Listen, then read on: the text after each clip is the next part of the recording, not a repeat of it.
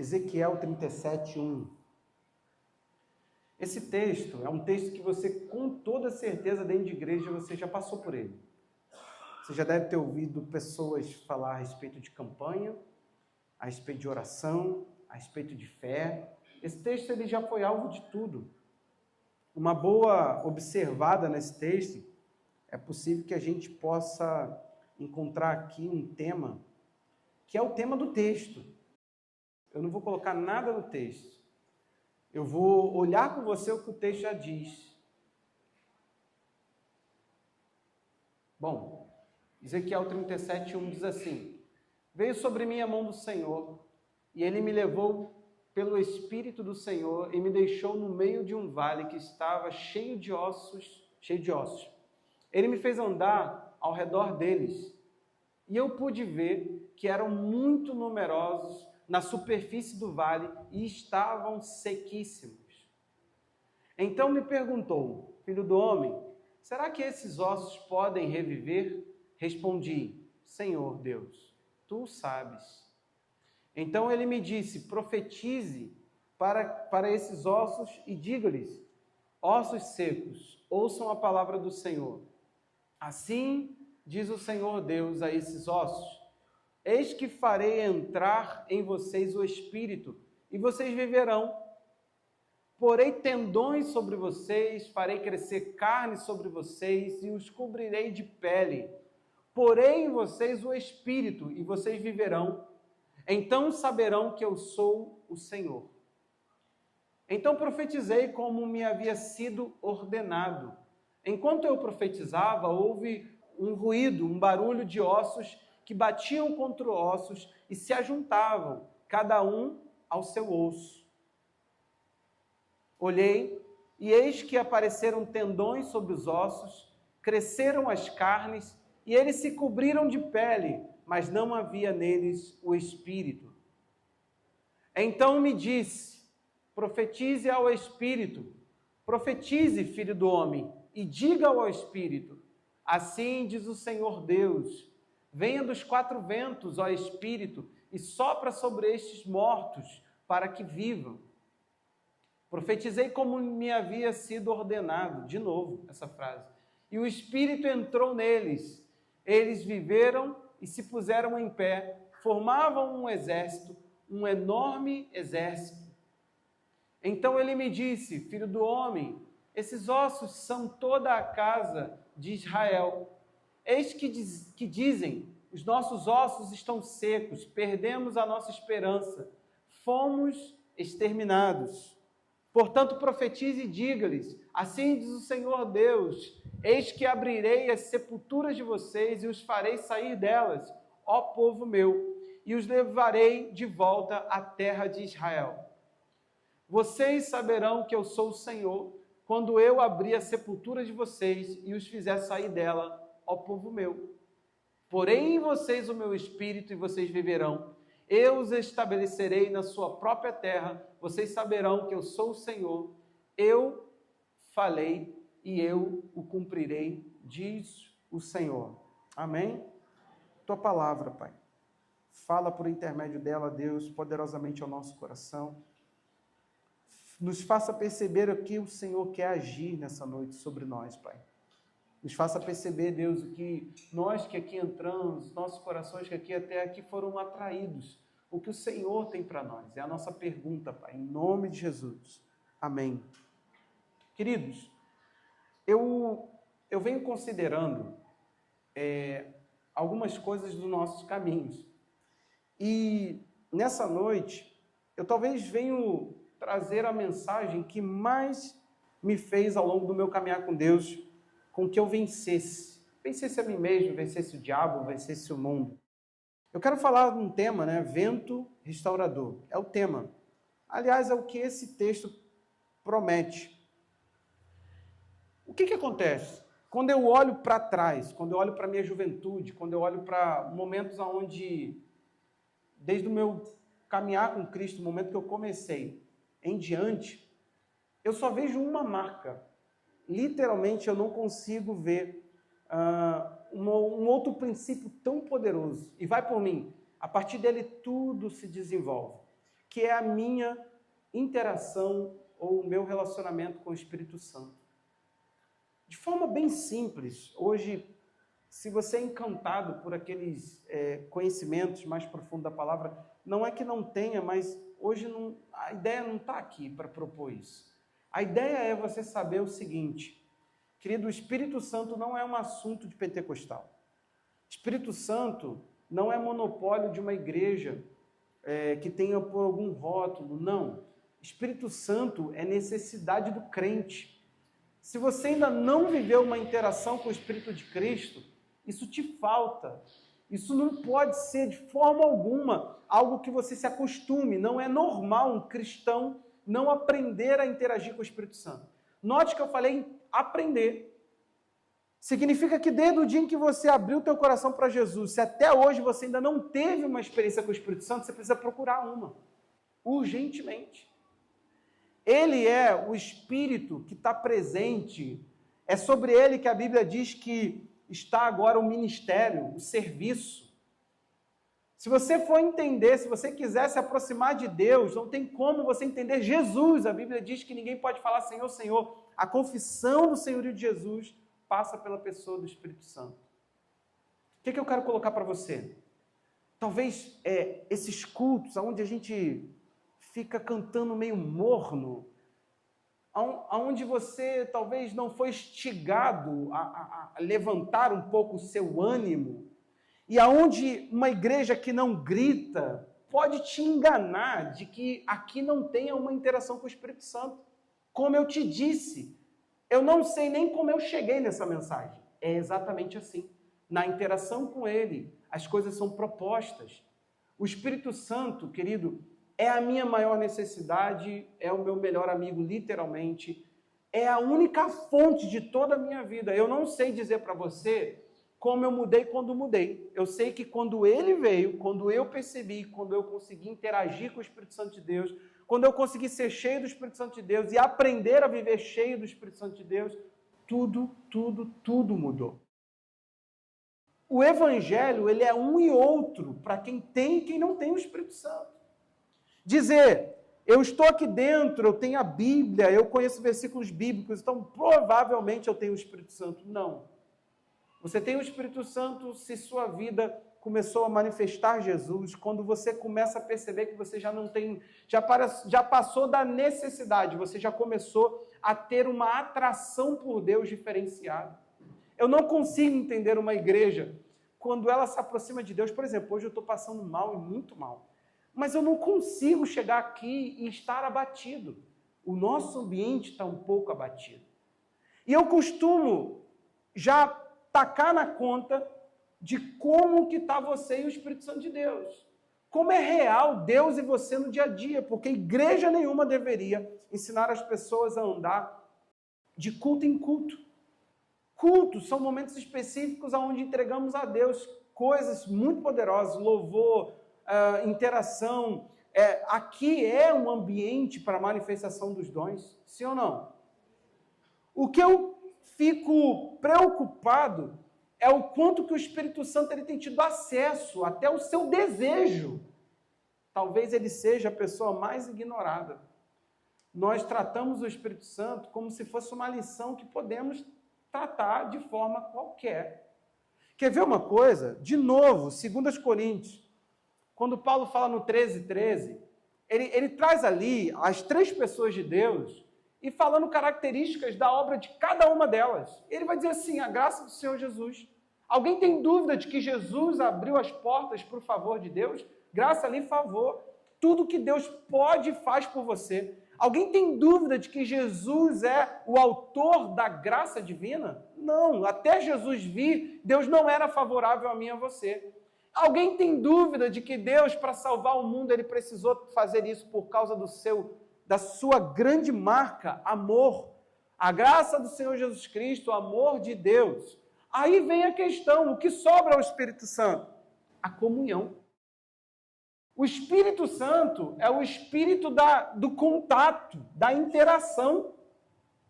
Se você for a Jesus, lá em João 14, nas palavras dele, ele disse assim, eu vou voltar, vocês não vão ficar sozinhos.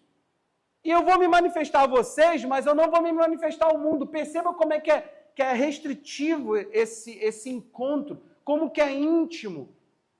E aí Jesus é questionado, peraí, que lugar é esse que você vai se manifestar a nós e não ao mundo? Como é que é isso? Nós vamos criar um ambiente secreto, aí o Senhor vai voltar lá do céu voando e vai vir. Os discípulos queriam entender o seguinte, manifestar ali é aparecer. Então, o Senhor Jesus, ele trouxe uma ideia, estou indo embora, mas eu vou me manifestar, eu vou voltar, eu vou aparecer para vocês. Os discípulos querem entender. Se você ama uma pessoa e alguém diz assim, olha, eu vou ter encontros secretos com você, você vai querer saber aonde? Em que lugar é isso? A resposta de Jesus? Eu e o Pai, aquele que me ama, eu e o Pai, e guarda as minhas palavras, eu e o Pai voltaremos e faremos nele a morada. Ele dizia isso de quem? O Espírito Santo. O Espírito Santo é esse ambiente aonde você pode perceber e interagir profundamente com a pessoa de Deus. Sem que isso ocorra, o que você tem? Você tem meras informações sobre Deus. E vou te falar uma coisa, deve ser cansativo, hein? Porque saber de um Deus que é poderoso e não vê poder, saber de um Deus que é amor e não se sentir amado, porque não adianta alguém falar para mim que me ama e logo após ter um comportamento rude. Não adianta alguém falar quanto que eu te amo, Michele, e te ignorar. Ou seja, não adianta Deus falar que me ama e eu não perceber isso. Só que vamos lá, meu irmão. Como que percebemos o amor de Deus? Romanos 5,5. Como que percebemos? Está lá no texto bíblico e não é de assustar. Se a pessoa que está aqui responsável por gerar um contato entre Deus e nós é o Espírito Santo, ora, a esperança não nos deixa decepcionados, porque o amor de Deus está derramado em nosso coração por quem? Pelo Espírito Santo que nos foi dado. Você entendeu? Não tem como. Eu vou ficar aqui tentando te provar que Deus te ama, abrindo o quê? João 3,16? Falando do amor de Deus, abrindo toda a carta de João. Não adianta, a gente não precisa saber o quanto que Deus nos ama, a gente precisa desfrutar disso. Deus, ele nunca teve em sua intenção a ideia de ser um Deus que é para ser explicado, um Deus que fica ali sendo matéria de estudo de domingo. Deus não é domingueiro, querido. Na segunda-feira ele quer estar presente, na terça, na quarta, nos teus problemas, nas tuas crises. Ele quer te mostrar o quanto que ele pode organizar a tua alma, por exemplo. Eu me lembro do dia em que um chefe muito difícil, onde eu trabalhava, ele era muito complicado. Eu pedi para ele autorização, porque tinham dezenas de documentos, eu era arquivista, e tinham dezenas de documentos que já não precisavam estar ali. A gente tinha falta de espaço. E eu fiquei tentando jogar a jogada dupla, falar, olha, ou constrói um espaço novo, a gente vai ter que fazer o que todo mundo faz. De 5 anos para baixo, a gente não precisa manter esse arquivo. E eu não estou falando de 5 anos para cima só, não. Era mais de 20. E eu comecei a questionar, falei assim, olha, a gente vai fazer o como? Vai aumentar? Como é que vai fazer? E ali eu tentando, até que meu chefe falou assim, Jefferson, o que você propõe? Eu falei assim, olha, se vocês permitirem, eu vou destruir os papéis, vou destruir as notas fiscais e a gente vai vender. Cara, eu consegui vender R$200 em papel. Tá. Só que um dia um cliente pega fogo e pede uma nota de mais de 6 anos. Lembra que o meu chefe falou, pode destruir? Agora ele fez o que todo mundo falava que ele fazia. Ele deu a louca. Ele virou para mim e falou assim, eu quero a nota. Eu falei, não, tudo bem. Para mim, na minha cabeça, eu não cheguei lá ainda. 6 anos, eu não cheguei. Quando eu olhei, meu querido, eu tinha organizado tudo para vir destruindo de lá para cá, para deixar 5 anos. Quando eu olho a pasta, a numeração que estava aqui, ó, eu já tinha jogado para dentro dos pacotes ou já tinha destruído. Eu fico doido dentro daquele negócio. E ele, ó, o cliente precisa da nota. Eu falei, gente, a gente não tem que dar conta dessa nota. E tô eu. A gente não dá conta. Eu dou-lhe essa nele, porque de vez em quando eu fazia isso. Eu não me rendia, não. Eu tratava com educação, mas eu fazia de forma firme. Entro lá, dou uma louca e vamos ver no que vai dar? E eu falei, Deus, não, vai dar ruim para mim. Caramba! E eu olhava, olhei tudo que você possa imaginar. Olhei para as 10 sacolas desse tamanho e pensei, vou ter que abrir uma a uma. Comecei. Dentro de um container, que esse era o meu arquivo morto. Não tinha ventilador, aquilo já estava ficando ruim, um calor, pensa. Esse calor aqui, tá bom, tá ótimo.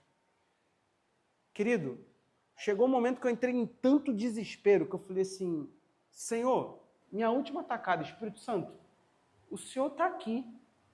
E o Senhor sabe exatamente aonde está a nota. Se eu já destruí, eu estava crendo, eu falei assim, se eu já destruí, me fala que eu destruí, eu vou chegar lá para ele e vou falar que eu destruí. Agora o Senhor sabe exatamente, eu preciso sair daqui com essa nota. Aonde está a nota? Eu fiz essa pergunta assim, querido. Se você nunca experimentou dar uma de doido, só está você e Deus, querido. Só Deus pode te julgar nessas horas, dá uma de doido.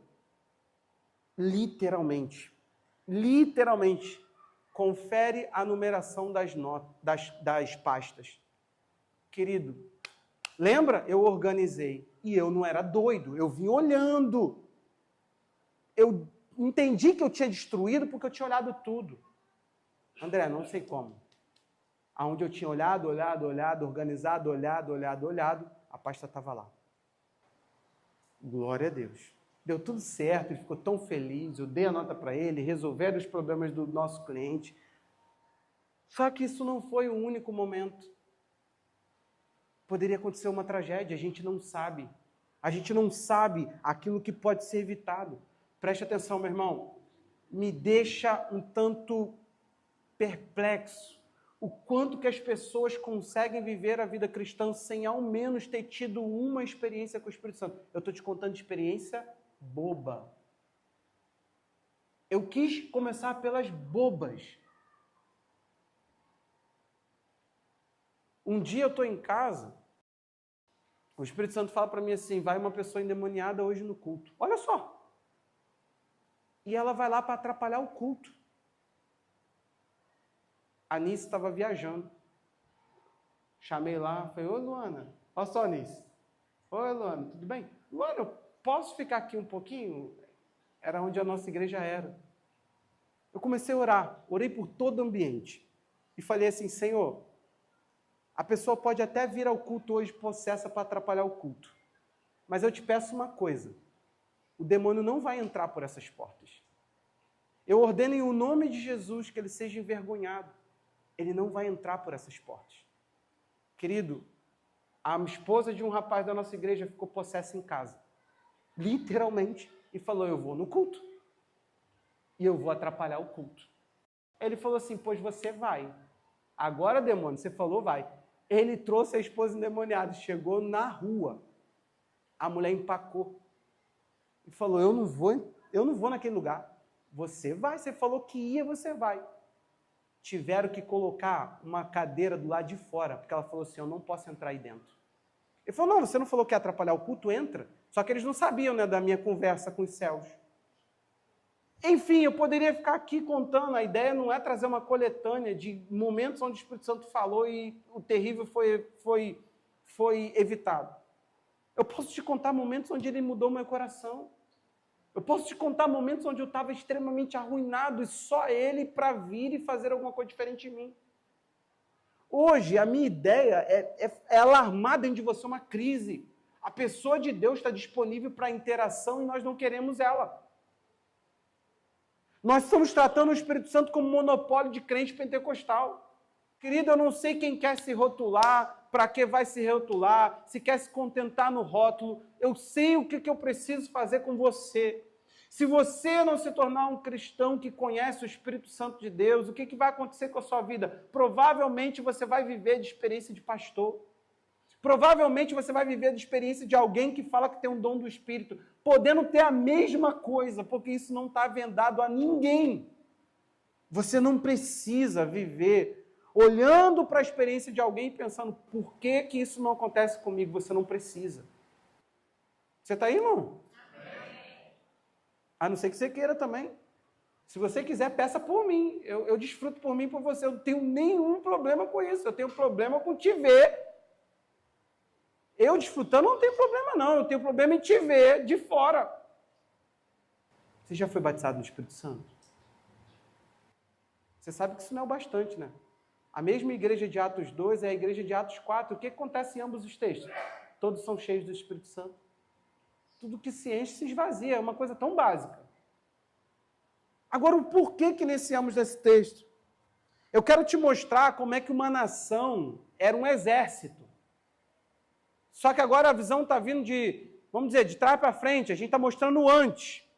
Eu quero te mostrar uma nação que é um exército de Deus, que é uma potência, que é um povo que Deus tinha uma aliança, que tinha um propósito lindo, que era trazer Jesus à terra, que tinha que velar pelo reino de Deus. São os primeiros a serem propagadores da mensagem do Evangelho, Israel.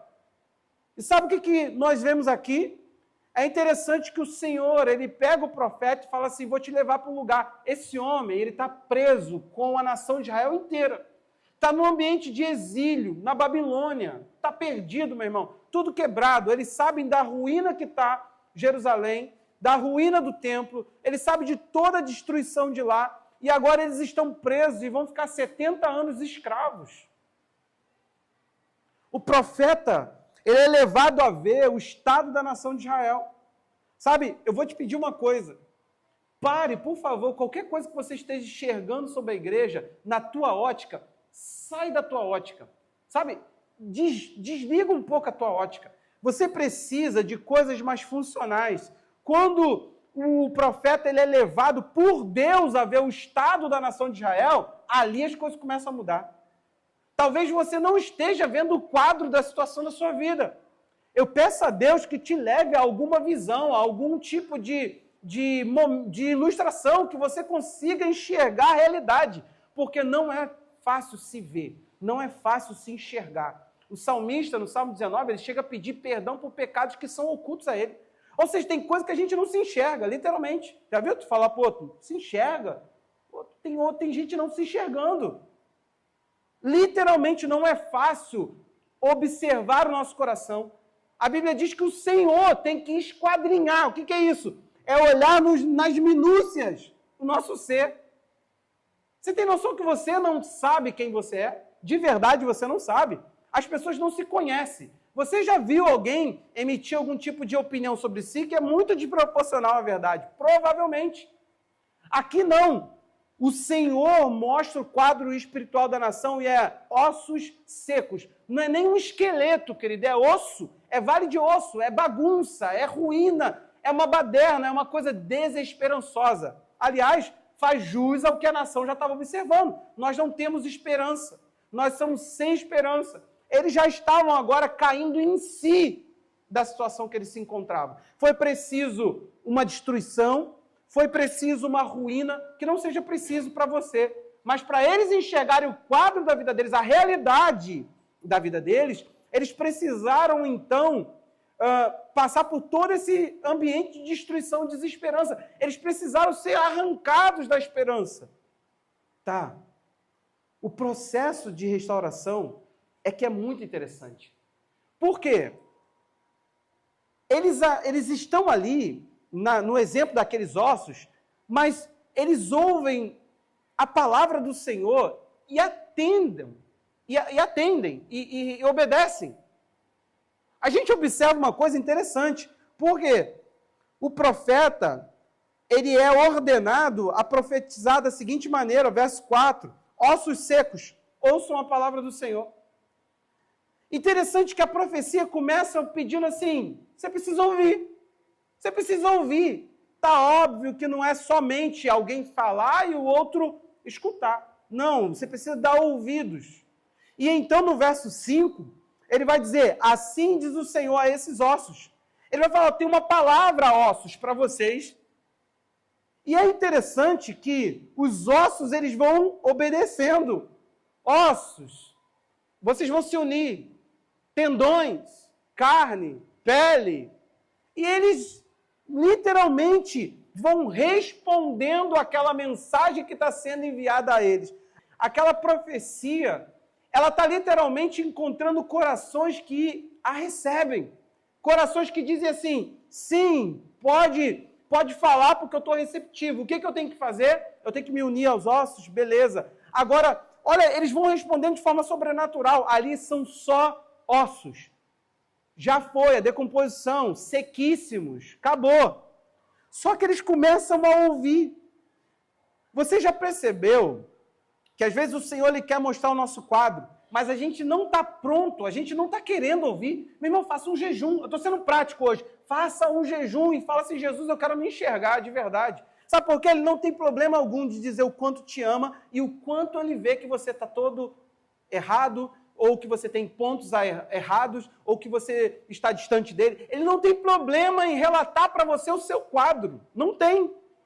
No Apocalipse, nós temos 7 igrejas, 7 cartas, todas elas com o seguinte formato. Eu quero te mostrar só por uma carta, senão a gente vai ficar aqui nas 7, não vamos avançar. Apocalipse 2:1 é a igreja de Éfeso. Olha como é que funciona. Sempre começa assim, ó, ao anjo da igreja em Éfeso, ao anjo da igreja em Esmirna, ao anjo da igreja em Sardes, e vai. Ele sempre vai falar isso aqui, ó, essas coisas diz. Aí vai fazer uma menção a Jesus de alguma característica dele, mostrada na visão, lá no capítulo 1. Você entendeu? Essas coisas diz. Sempre vai ser dito isso. Verso 7. E sempre vai terminar assim. Para todas as cartas, ele vai dizer, essas coisas diz, e ele começa a falar o quadro que a igreja estava. A história da igreja, como a igreja estava, como ele conhecia tudo que a igreja estava fazendo e sendo. E vai terminar dizendo, quem tem ouvidos, ouça o que o Espírito diz à igreja. E vai trazer uma promessa. Ele vai sempre falar, sei como tu tá, sei como é que tu tá, sei o que tu tá fazendo, sei como que anda a tua vida, sei como andam as coisas para você. E no final ele vai terminar dizendo, você precisa ouvir o Espírito. Você precisa ouvir o Espírito. E ele sempre vai falar, ouça o Espírito e essa será a recompensa. Sabe, hoje nós não encontramos pessoas capazes de dar ouvido para iniciar processos de restauração. E, querido, é tão interessante que o texto vai enfatizar uma coisa. O 37 ainda de Ezequiel, versos 7 e 8, ele vai dizer que Ezequiel só obedeceu. Presta atenção nisso aqui. A profecia de Deus, a palavra de Deus, ela é tão poderosa que tanto para quem profetiza como para quem recebe, é só obediência. Nós já vimos esse texto, as pessoas falando assim, você precisa profetizar sobre o seu vale. Gente, não é isso. O profeta não está nem na fé. Deus fala para ele, tem como fazer ossos voltar à vida? Ele falou assim, tu sabe. Detalhe, verso 7, então profetizei como havia sido ordenado. Ele falou, só cumprir ordem. Mandou eu falar. Eu falei. Por 2 vezes é dito isso, por isso que eu destaquei na leitura, por 2 vezes. Só que é interessante que quando ele profetiza o que foi ordenado e os ossos começam a responder ao que foi ordenado, ele fala assim, estava tudo começando a acontecer. Verso 8, mas não havia espíritos dele. Ele olha e fala assim, apesar de tudo estar começando a fazer um sentido, agora nós não temos mais ossos, nós temos corpos. Só que nós temos corpos inanimados, sem vida. Ele diz, é necessário o Espírito. Sabe por quê, querido? Se você iniciar um processo de restauração, eu não estou alegorizando, não sei se você entende que esse texto é sobre a restauração de Israel. Um povo devastado na esperança e seco, morto. É isso. Eu não estou sendo alegórico, literalmente. A profecia é essa. É que esse texto ele foi tão mencionado, tão pregado, que as pessoas já não conseguem acessá-lo. Preste atenção. Se você iniciar um processo de restauração, mas não considerar que a vida do processo é o Espírito, você pode ter certeza de que pode tudo aparentemente estar no lugar, mas ainda não vai ter vida. Você entende isso? Vida mesmo, só depois do sopro, só depois do vento que foi ordenado pelo próprio Deus, para que então o profeta liberasse. Eu amo essa interação, Porque alguém tem que se pôr como um locutor, como alguém que fala, como alguém que traz a palavra. O profeta, ele está ali só para ser o veículo pelo qual a restauração passa. Ele não está ali para ser o camarada da restauração. Ele não é o profético que muda tudo. Ele é o cara que recebe as ordens e executa. Ele tá pelo menos obediente. Podemos chamar isso de fé. Mas ele está ali sendo somente movido e ele está obedecendo ao que ele está recebendo. E aquele processo está acontecendo porque tudo está sendo obediente àquilo que está sendo liberado. Agora, o que nós vemos? Deus tem liberado tanta palavra. Cara, como que tem sido quinta-feira? Meu irmão, tu que perde, por que tu faz isso? De coração. Quinta agora eu falei assim, como é que eu faço para depois ensinar? Aí dia 31 eu vou ouvir gracinha. Eu estava falando pro pessoal. Falei, olha o que Deus está liberando aqui, olha o que Deus está preparando a gente para... Mas como é que Deus prepara onde as pessoas não estão? Entende? Só se eu começar a guardar um de doido e viver minha vida para pegar todo mundo que não vem no culto, pegar uma lista e falar, cara, eu preciso fazer uma videochamada contigo, que eu preciso te contar um negócio que é para onde Deus está querendo que a gente vá. Deus nos enxerga como povo, querido. Você tem que entender o poder da coletividade, você não está só. E se quiser viver só, procure um lugar que vai se adequar a esse engano do evangelho. Porque a vida com Deus é a vida de rebanho. Você vê que ele enxerga um povo e ele fala que ele deveria de fazer uma restauração nacional. Agora, o que está acontecendo? Alguém se põe como um locutor, todo o quadro começa a mudar. Sabe o que acontece? Mas não havia sopro. Esse é o ponto. Eu me espantei, escandalizei um pastor, porque compartilhei com ele, desde as minhas ministrações desse ano sobre o Espírito Santo, eu aprendi que é possível receber a mensagem do Evangelho e não ter o Espírito Santo. Isso é Atos 8, isso é Atos 13, e por aí vai. Tem alguns textos bíblicos que nos mostram que pessoas receberam a mensagem e não tinham o Espírito Santo. Atos 19. Ou seja, eles não viveram um encontro com o poder do Espírito, eles não viveram um impacto da pessoa do Espírito, mas eles simplesmente, meu irmão, simplesmente aderiram à mensagem. Tipo, isso é bom. Essa mensagem é boa. Isso que é o meu escândalo, porque Deus não é uma mera informação e você não pode estar concordando com a mensagem dizendo, não, é bom. É bom que se adequem os ossos aos ossos. Afinal de contas, nós fomos feitos, nós temos dimensões. Imagina um osso de criança, um osso de adulto. Querido, continua a mesma desesperança, porque agora é uma desesperança organizada. Fala sério, não tem gente que vem assim para Jesus? Ele foca, ele pensa assim, cara, eu só quero uma solução para o problema. Gente, Jesus não é a solução para o nosso problema. Muito pelo contrário, Jesus pode nos causar alguns problemas. Sim ou não? Não te causou, não? Então tu não se apegou no mestre. Teve uma vez que uma pessoa virou e falou assim, pastor, levou a gente para jantar, pouco tempo, não, quero ter um tempo com vocês. Tá bom. Aí estamos lá dentro do carro do cara. O cara virou e falou assim, foi uma coisa para o senhor. Pouco tempo frequentando a tua igreja, quando chama de tua igreja, gente. Isso é o cúmulo da religiosidade. Chamar a igreja do pastor, a tua igreja. Quando ele fala, cara, congregando lá com vocês, legal. Acertou agora, tua igreja, pode ter certeza que ele tá te chamando de curandeiro, de bezedeiro. Você vai entender. Ele virou e falou assim, frequentando a tua igreja em um mês. Deus tem feito tantas coisas por mim. Pensei, legal. Não, terminou bem. Aí ele, paguei meu carro. Falei, opa, que Deus é esse que começa por aquele, como é que é? Carnê enorme. Aqui, começa não, querido. Ele começa pelo coração tolo, pelo coração gastão. E esse rapaz, ele poderia ter começado por outras bandas muito sérias, tá? Seríssimas. Mas não, começou com a quitação do veículo dele. Ele quis mostrar, não é televisivo, mas, eu quero mostrar que as bênçãos têm acontecido. Pensei, esse não é o evangelho que eu prego. Deus não começou desfazendo ele, Deus começou favorecendo. Falei, esse Deus está querendo comprar a fidelidade dele, isso não é Deus não. Gente, dito e feito. Aquele cara estava longe de viver uma experiência com Deus. Aquele cara feriria a esposa dele profundamente. Causaria crises na gente, dizendo que queria mudança, mas não queria mudança coisa nenhuma. Vai por mim. Deus não começa pelo favorecimento. Deus começa trabalhando na pessoa. Essa ideia de se organizar as coisinhas e falar, viu? Agora nós temos de ossos, nós temos corpos. Está tudo ficando tão bonito. Olha como é que são musculosos. Mas está sem vida. Não adianta. Corpo sem vida ainda continua uma coisa inanimada, desnecessária.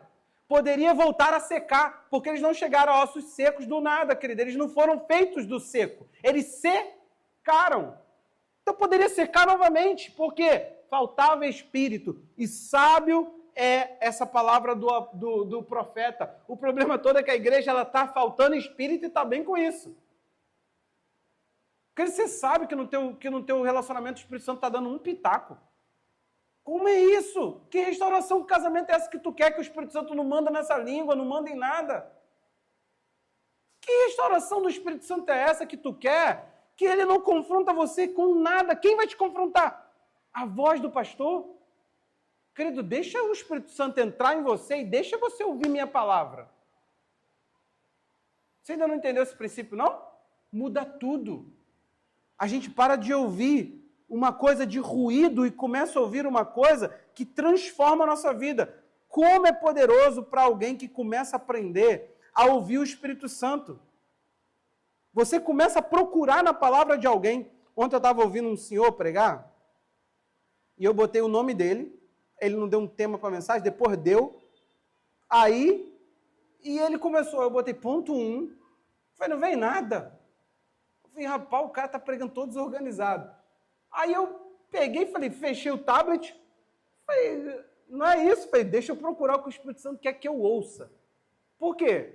Para minha organização, ele estava fazendo até direitinho. Anuncia o tema, dá um monte de ilustração e volta para falar. Ponto 2. Falei, cara, mas tá ruim. Não dá para organizar, não dá. Eu fico ali, ó. Porque eu não preciso da ordem, eu preciso da voz. Eu tenho ele. Eu não preciso ser guiado por um homem, querido. Não existe pregador ruim para quem tem o Espírito Santo. Existe gente seca. Entendeu a diferença? Olha o que Jesus fez. Jesus. Ele conta, ele prega e um monte de gente crê nele. Cara, tá lindo. Tá lindo. Um monte de gente crê nele. Vou ler do 60. João 6,60. Olha isso aqui. Muitos dos seus discípulos, tendo ouvido tais palavras, disseram, durante este discurso, quem pode suportá-lo? Esse povo tinha acabado de crer. Agora eles já estavam falando assim, discípulo, ó, estavam seguindo. Agora eles viram e falam assim, pô, coisa maluca, que história é essa de comer carne? Jesus estava mandando comer carne e beber o sangue. Um papo muito simples de entender, né? Teve uma pessoa que estava evangelizando um roqueiro, o roqueiro falou, sou canibal, cara, eu também. Aí, como assim? Lá na igreja a gente come. Como assim? Carne e bebe sangue. Sério? Vai lá domingo que você vai ver, era ceia. Cara, foi muito mais barato. O cara não converteu, cara, ele entendeu. Negócio de ficar abrindo defunto para comer, gente, que história é essa? Mas mais ou menos parecido com a nossa. Viu como é que é louco o assunto? Comer carne e beber sangue. Aí o pessoal falou, que duro discurso, que maluquice. Ei, estou podendo suportar isso não. Jesus não tenta dar um seminário de como que é que comeremos a sua carne, não. Olha o que ele fala, mas Jesus, sabendo por si mesmo que os seus discípulos murmuravam a respeito do que lhe havia sido falado, disse-lhes, isso escandaliza vocês? O que acontecerá então se virem o Filho do Homem subir para o lugar que primeiro estava? Ele está falando assim, se comer a minha carne está escandalizando vocês, se vocês me verem voando. O Espírito é o que vivifica. A carne para nada aproveita. Agora, isso é que é estranho. Como é que os pastores conseguem edificar quem são carnais? Gente, por favor, não é a regra. Se vocês me ensinarem uma forma, eu fico tranquilo. Do contrário, a gente vai falar duas linguagens. Duas linguagens diferentes. O Senhor está te chamando à vida. Se eu edifico a tua vida carnal, se eu te protejo para pecar contra Deus, aqui, ó, as palavras do Espírito, elas são, ó, a palavra de Jesus, ó, as palavras que eu lhes tenho falado, são Espírito e são vida. Ou seja, uma pregação, vai por mim, olha para mim, preste atenção nisso aqui. ela não te transmite conhecimento. Ela está literalmente dando a condição do que está sendo pregado. Quando se prega sobre santidade, aquele momento está sendo condicionado à santidade. Você pode entrar. Seria isso. Não é uma palestra onde alguém vai te trazer um tema, vai ministrar com inteligência para você e de repente você vai virar e vai falar assim, tudo bem, é até legal o que você está falando, só que eu vou ver se eu vou aplicar isso na minha vida financeira. Não é assim. A graça para mudar, para quem tem o Espírito, aquilo se torna vida, ou seja, há uma correspondência. Mas aí o que acontece com algumas pessoas? Elas começam, querido, um processo de restauração e elas começam a se empolgar e elas começam a querer deixar o Espírito Santo de fora. Gálatas 3:3, a igreja dos Gálatas, a igreja da Galácia, ela começa a fazer isso. Ó. Será que vocês são tão insensatos ou tolo, louco, que tendo começado no Espírito, agora querem aperfeiçoar na carne? Aperfeiçoar aqui é chegar à conclusão da obra, a chegar à plenitude daquilo que se quer. Ele está falando assim, vocês estavam vindo pelo Espírito. Então, para ir além, para ir aonde Deus quer que você vá, você começa agora a ir na carne. Carne aqui como símbolo da força. Querido, o que mais tem é crente fazendo força. E quando a gente fala isso, às vezes eu já ofendi gente falando isso, abrindo esse texto, explicando essa ideia. E é o texto. Ninguém chega ao aperfeiçoamento do Evangelho senão pelo Espírito. O dia que você aprender a interagir com ele, acabou. Tem muita coisa em você badernada, tu não tem noção. Cara, o dia que tu entrar no Espírito, eu falo aqui, jejue. Jejue tu vai ver. Cara, tu acha que tu é bom? Dá uma jejuadinha. Faz jejum de crente, não é jejum de big. Nem existe mais. Jejum de refrigerante. Aí o teu estômago agradece. Corta a comida. Vai tentando prolongar. 24, 48. Vai tentando fazer jejum de crente. Tu vai ter um encontro com você que tu vai ter que marcar. Não marca terapia, não. Se não, menino, antidepressivo vai ser certo para tu. Às vezes eu pego uns crentes aqui na semana de jejum e falo assim, pastor, cara, estou muito mal. O que foi, meu irmão? Estou me sentindo muito ruim. Eram os melhorados. Eu achava o crente bom. Eu falo, é semana de jejum, cara. Não é que você está mal, não. É isso que você é. Você só não se vê. Todo momento, onde Deus pedia para o povo compreensão, o povo tinha que jejuar. O dia da expiação é o único dia que se pede de festa, jejum. O restante era comida, porque era celebração. Só que na hora de arrependimento, dia da expiação, o dia que o povo tinha que pedir perdão, tinha que zerar tudo, o povo tinha que se entender. Então tem que fazer o quê? Cara, a faculdade mental de quem jejua é diferente. A gente tem umas percepções sinistras. Obrigado, senhor. É isso, André. A gente está precisando olhar além do óbvio. Agora, vamos lá. Olhar uma restauração desse nível. O que o profeta começa a perceber? Precisa do sopro. Esse é o ponto. Não faça uma obra com Deus aqui, processual, terapêutica, diária. Estou melhorando aos pouquinhos. Querido, peça o sopro. Deus, ele promete, o meu espírito sopra e vocês terão vida. O meu espírito sopra e vocês terão vida. Você precisa vir para cá, para além das músicas, pelo amor de Deus. Levanta a mão e fala, o Espírito Santo está aqui. Sabe o que me chamou a atenção? Eu fiquei perplexo, porque eu vi, ontem eu tive com um senhor ministrando, que ele é um dos últimos avivalistas, que viveu o avivamento de verdade, poder de Deus de verdade, e está vivo. É um dos últimos. Tem alguns. Tem Danduque aqui no Brasil. Mas, enfim, esse senhor está lá ministrando. Aliás, nem estava ministrando, estava no louvor. Cara, eu comecei a sentir uma presença diferente. O louvor estava estranho, um negócio denso, pesado, e a galera estava no louvor agitado. Então, nem era... Não tinha pad, não tinha... Era presença densa, negócio doido. E eu fiquei ali... igual um siri na lata, estava assim, pô, eu não consegui chegar lá, não tinha, eu sempre sento nas primeiras cadeiras, mas não tinha um lugar reservado. A gente tinha que ficar lá num lugar lá que tinha que ficar. Aí eu estava ali, tinha uma mulher bem aleluiada do meu lado. Então, tadinha, eu estava dando lugar para ela entrar no espírito de boa, e eu estava me delimitando, porque se eu fizesse assim, eu acertava a cara dela. Aí, de repente, ai meu Deus do céu. E eu estou ali. De repente, eu comecei a perceber o seguinte: dos 4 ventos, ou seja, das 4 extremidades, ele pediu o Espírito Santo, ou o Espírito de Deus, sopra aqui. Vum, concentrou o vento. Você percebeu isso? Na visão? Só que sabe uma coisa? Se o vento está soprando, ele está soprando sobre a Índia, por exemplo. Sim ou não, gente? Tem lá, é 4 cantos. Aqui, isso teríamos que ver outras coisas, mas esses 4 ventos são coisas muito interessantes. Tem hora que os 4 ventos aparecem, por exemplo, para falar de destruição. Os anjos do Apocalipse, eles contêm dos 4 cantos 4 ventos, para soltar e, pum, devastar tudo. Isso é Apocalipse 7. Então, presta atenção aqui. Nós estamos falando que o Espírito Santo está ali. E eu começo a ouvir o Espírito Santo falar isso aqui comigo. Eu falei, peraí, o senhor soprando, sopra, né? O senhor ainda sopra, né? O senhor ainda sopra. Era isso que eu estava ali, eu fui ali para concluir isso, ainda sopra. Eu falei, mas peraí. Aí eu comecei a entender. Mas não tem recipiente, cara. Não tem receptividade. O Espírito Santo, ele está contido pelas nossas agendas, pelas nossas liturgias, pelas nossas explicações. A gente está explicando demais Deus, gente. Aí eu começo a ver coisa louca naquele lugar. Eu estava falando com a pastora, eu falei assim, meu Deus, amor, olha ali.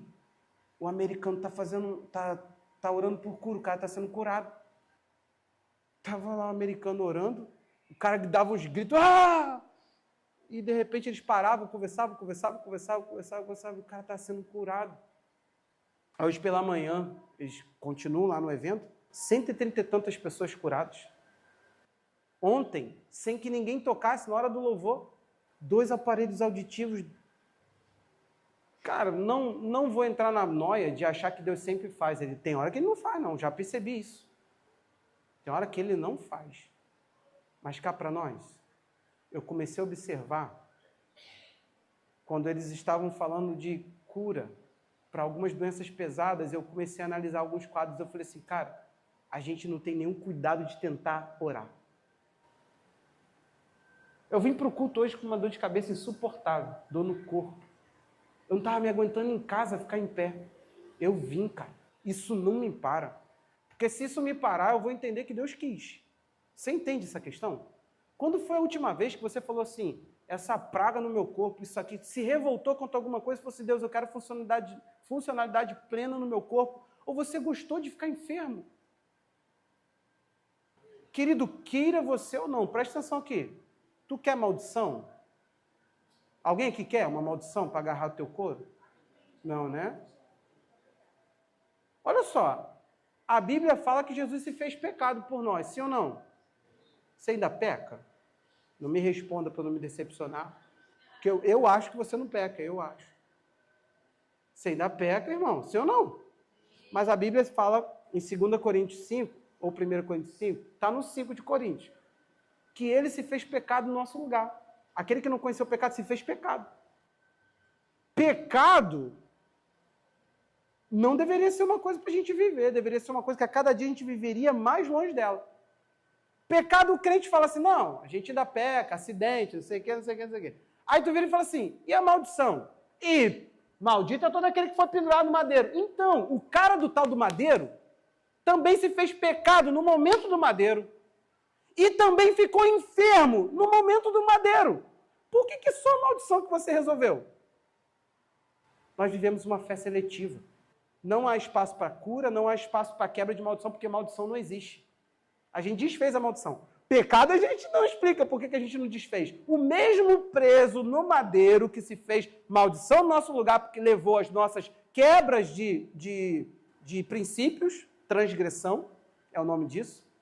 Esse resolve a maldição, André. Pecado e enfermidade a gente recebe numa velocidade. Vem em mim que eu estou facinho. Eu decidi acreditar uma coisa. Querido, se eu morrer por uma enfermidade e você ficar aí, presta atenção aqui. Cara, isso tinha que me matar. Você entendeu, gente? Não? A gente tem que começar a entender o que a gente está fazendo aqui. Não tem dia para... A gente não está ensaiando para depois viver. É uma vida só. Cara, por quanto tempo mais, tudo que essa vida é limite para a nossa vida. Tudo que a gente está vivendo aqui, Jesus vai para a cruz, incorpora toda a desgraça da nossa vida. A gente seleciona e joga algumas bagagens e fala, outras deixa comigo que eu gosto. Eu não vou explicar Deus. Eu não vou explicar por que ele faz, por que ele não fez. O Anselmo, a gente conta isso, o Anselmo estava na nossa reunião de liderança, Deus falou com ele assim, ele faz uma cirurgia, não fica bom, não pode mais correr, era o decreto do médico, não é isso, Anselmo? Só que Deus falou com ele assim, mas você em momento nenhum me pediu para ser curado. Na mesma hora, Deus falou. Eu fui lá, botei a mão e falei, Deus, em nome de Jesus, vem que eu estou curado. O Anselmo ficou curado. No próximo domingo ele pegou a chuteira e foi para o campo correr. Cara, tem outras coisas. Sabe qual é o detalhe? Eu tenho um problema no meu menisco. E o médico falou que é cirúrgico. Eu tenho que fazer cirurgia. Só que eu decidi botar uma coisa na minha cabeça. Eu falei, não tem um crente, porque eu não posso me autocurar, gente. Não existe isso. Mas já que não tem um crente com fé para expulsar o trem do meu joelho, ontem eu fui na esperança. Aí vocês imaginam agora, o Túlio ouviu. O velhinho falou assim, de tarde a gente vai impor as mãos. Falei, era hora de eu ter... Mas hoje eu fiquei lá, ó. O quê?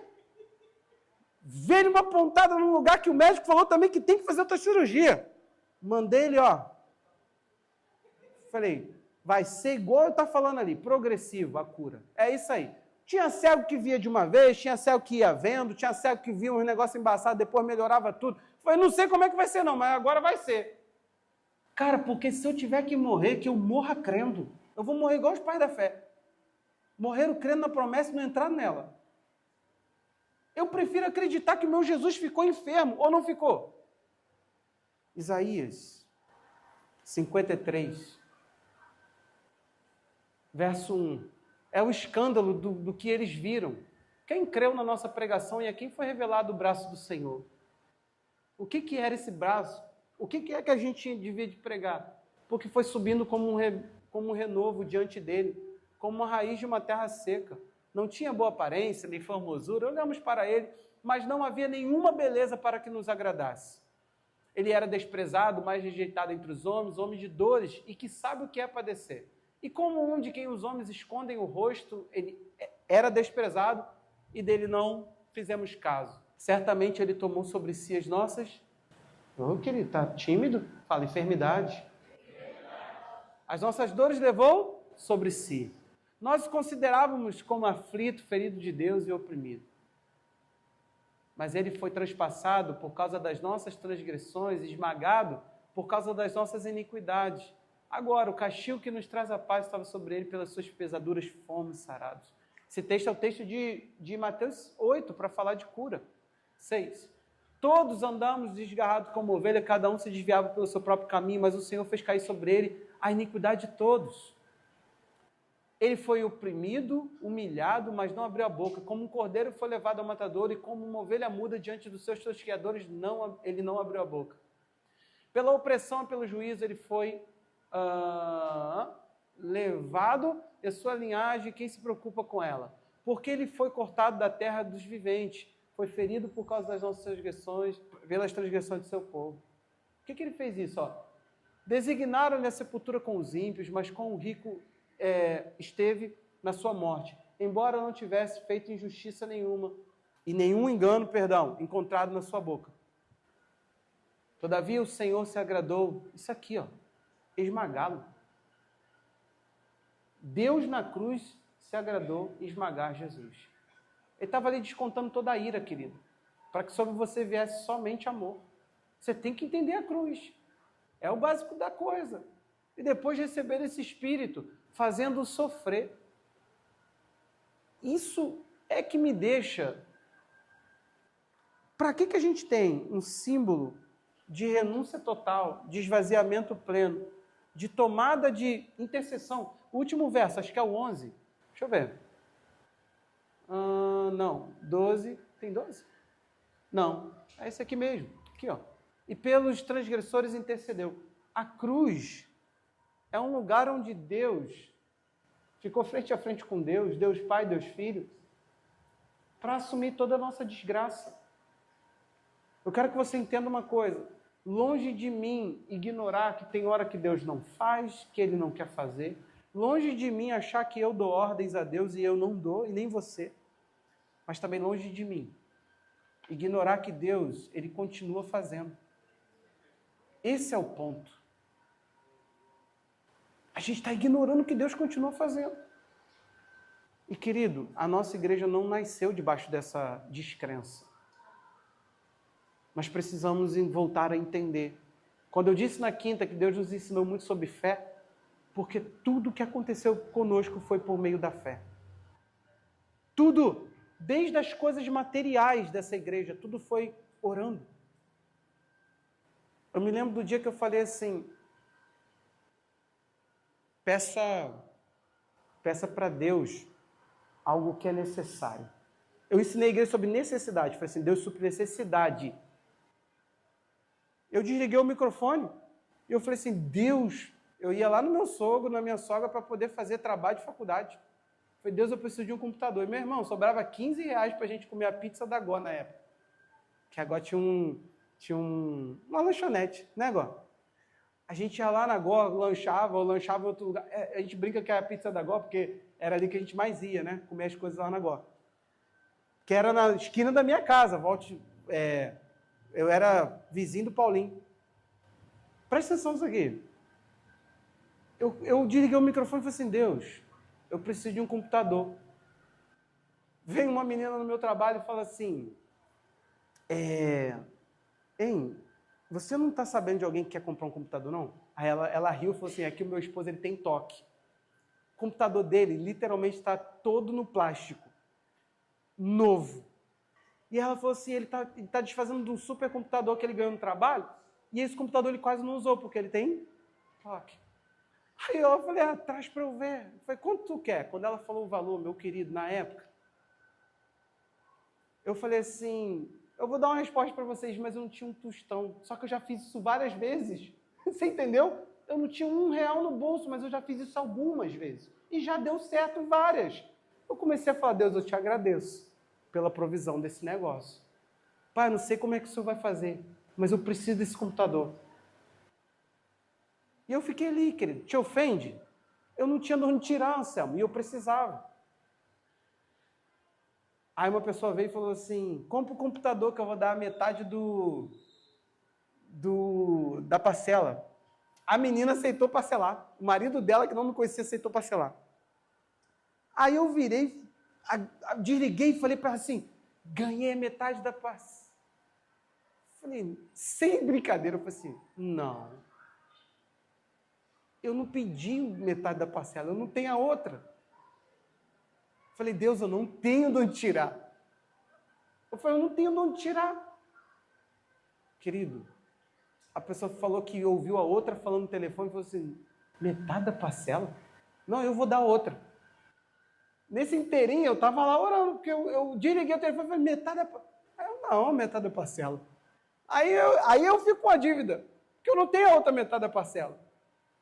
Cara, por Deus, deu tudo certo, comprei um computador, era um supercomputador, me serviu por muitos anos.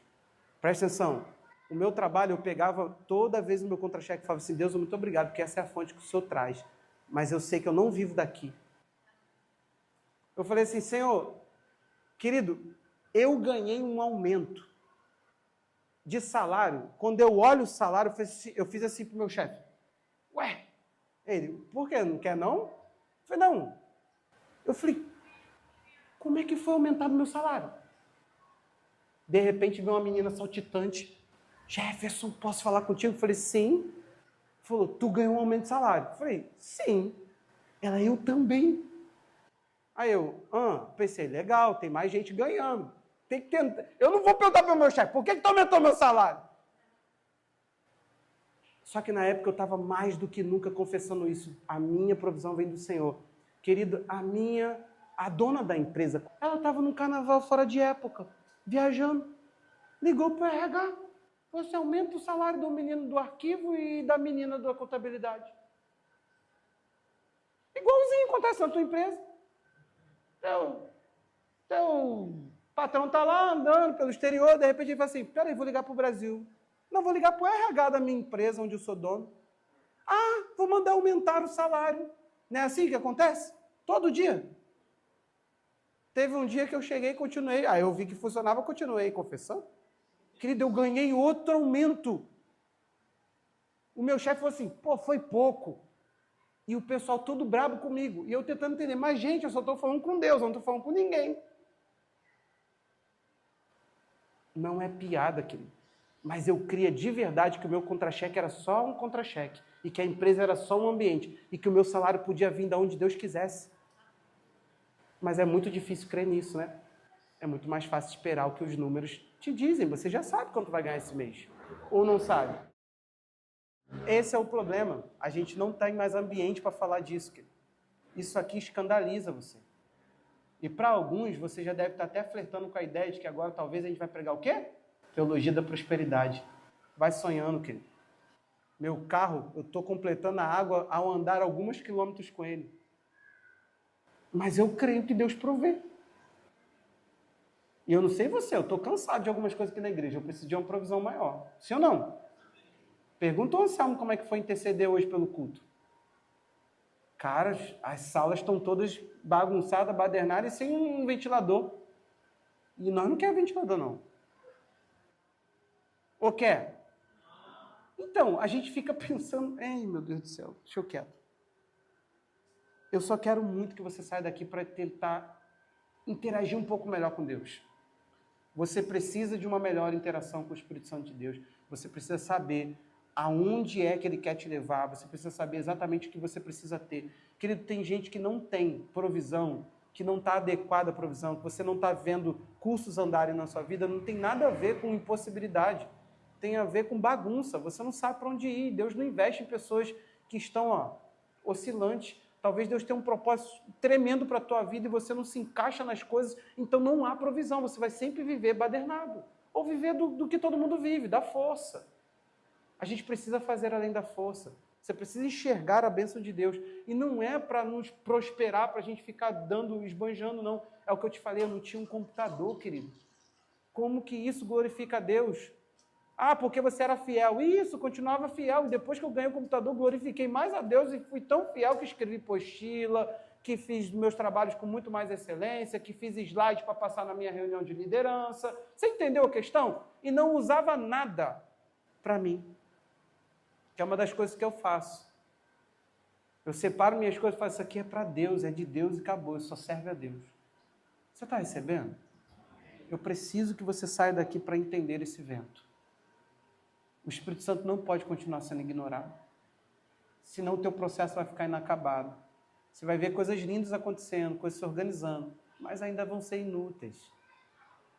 Pastor, eu tenho uma crise com esse negócio de Espírito Santo. Marca discipulado, querido. Mas não vou ficar te explicando o Espírito Santo, não. Vou meter a mão na tua cabeça e vou ficar orando contigo até tu ficar cheio. Aí, viu? A gente não quer isso, querido.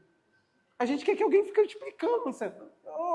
Pelo amor de Deus, eu já estou cansado de explicar o Espírito Santo. E o Espírito Santo é tão cansado de ser explicado que naquela última imersão, aquela penúltima, ele atrapalhou a mensagem, lembra?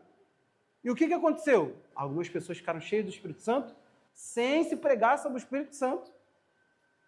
Você tem que entrar aqui falando assim, cara, eu estou um tempão sem ser cheio do Espírito Santo. Hoje eu vou lá para ser cheio do Espírito Santo.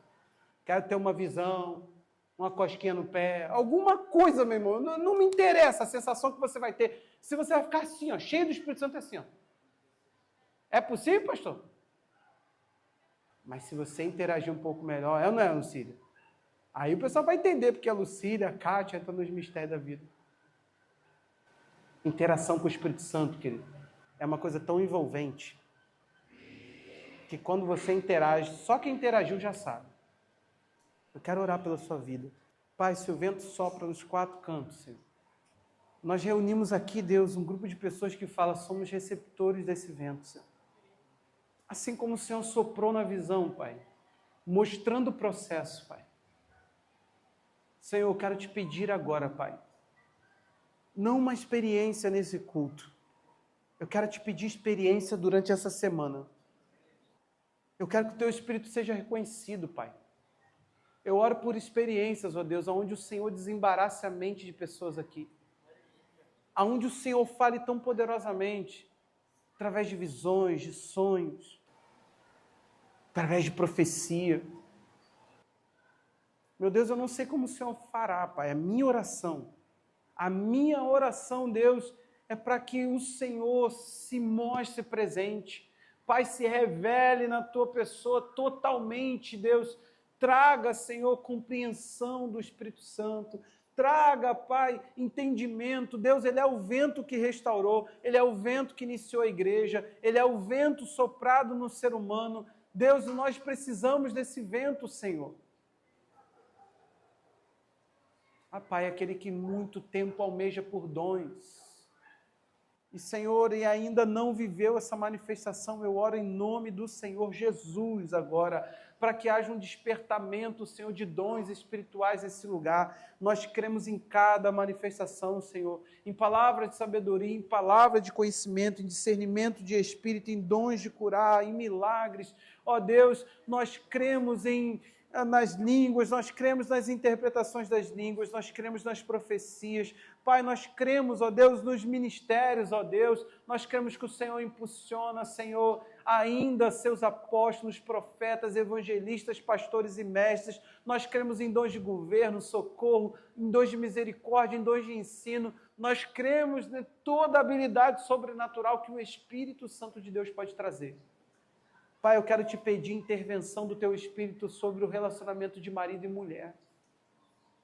A minha oração é essa, Deus, que o Senhor comece a se mostrar presente no domínio próprio, que eles aprendam a conversar. Que eles aprendam a conversar.